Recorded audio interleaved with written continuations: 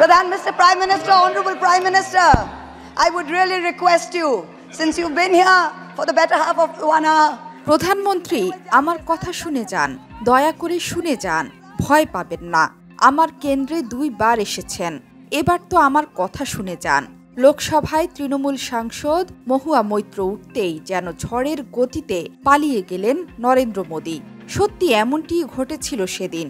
বলা হচ্ছে 18তম লোকসভার প্রথম অধিবেশনের প্রথম দিনের কথা। সেদিন সুযোগ পেয়েই ক্ষমতাসীনদের এক হাত নিয়েছে বিরোধীরা। রাহুল মহুয়াদের ঝড়ে বারবার নড়ে যাচ্ছে নরেন্দ্র মোদীর জোট সরকারের খুঁটি। বিশেষ করে মহুয়ার এত ক্ষোভের পেছনেও আছে যথেষ্ট কারণ।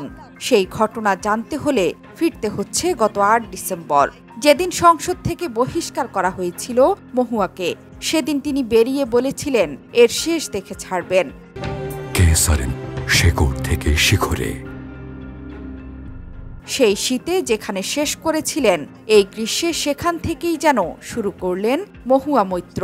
The freedom from fear. I do not fear you. I will see the end of you. We will see the end of you. সোমবার অষ্টাদশ লোকসভায় রাষ্ট্রপতির বক্তৃতা নিয়ে আলোচনায় কৃষ্ণনগরের তৃণমূল সাংসদ মহুয়া মৈত্র প্রথম মুখ খোলার পরে এমনই প্রতিক্রিয়া নেতানেত্রীদের। বলা হচ্ছে বহিষ্কারের পর মহুয়ার ঝাঁজ স্বাভাবিকভাবেই এবার ভয়ঙ্কর তীব্র।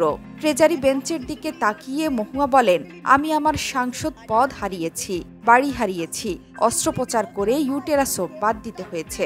কিন্তু জানেন আমি কি পেয়েছি? আমি পেয়েছি ভয় থেকে মুক্তি। আমি আর আপনাদের ভয় করি না, আমি আপনাদের শেষ দেখব। Of the 5 Lok Sabha members from the BJP, 4 have not returned to the house.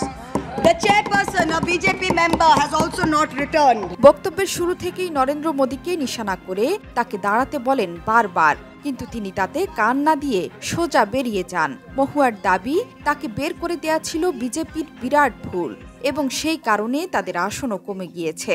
তার ভাষ্য, আমাকে বসানোর কারণেই জনতা আপনার 63 জন সাংসদকে বসিয়ে দিয়েছে।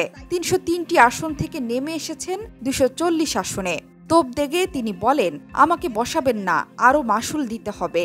সংসদ থেকে নিজের বহিষ্কার হওয়ার দিনটির সঙ্গে দ্রৌপদীর বস্ত্রহরণের তুলনাও করেন এই মহুয়া। বলেন 8 ডিসেম্বর কুরুসভা হয়েছিল সংসদে। দ্রৌপদীর বস্ত্রহরণের চেষ্টা করেছিল দুঃশাসন। ধৃতরাষ্ট্র সেদিন অন্ধ ছিল। Their Rajtantra has been reduced to a 240-seat minority by the Loktantra. They are still living in the world of the Sengol. এরপরই মহুয়া লোকসভা ভোটের ফল তুলে ধরে জানালেন, যারা সেদিন তার বস্ত্রহরণে সামিল হয়েছিলেন সেই এথিক্স কমিটির সদস্যদের লোকসভা ভোটে কি হয়েছে। তিনি বলেন, এথিক্স কমিটি আমাকে বহিষ্কারের অনুমোদন দিয়েছিল। সেখানে 10 জন সদস্য ছিলেন এবং 1 জন chairperson.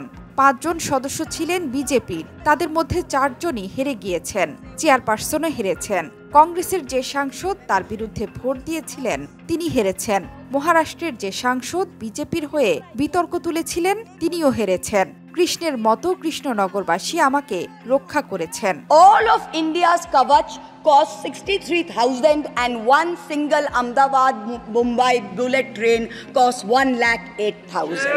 Please look at the numbers. Last June in Balasore, 3 trains collided, 296 people died.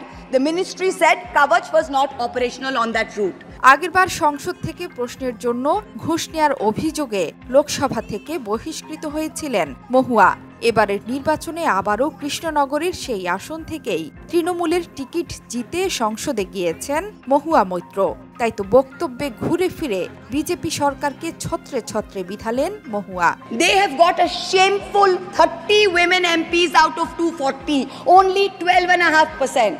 এর আগে 2019 সালে তার এক ঝাঁঝালো ভাষণের জন্য বিখ্যাত হয়েছিলেন মহুয়া মৈত্র। ফ্যাসিবাদের 7টি চিহ্ন বলেছিলেন তিনি, তা নিয়ে প্রচুর আলোচনাও হয়েছিল।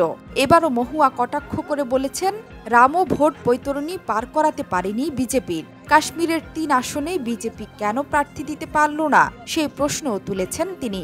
তার হুঁশিয়ারি, ভারতবাসী ধৈর্য নিয়ে অপেক্ষা করবে এই সরকারের পতনের জন্য। জোহরা চৌধুরী সেতু, 71।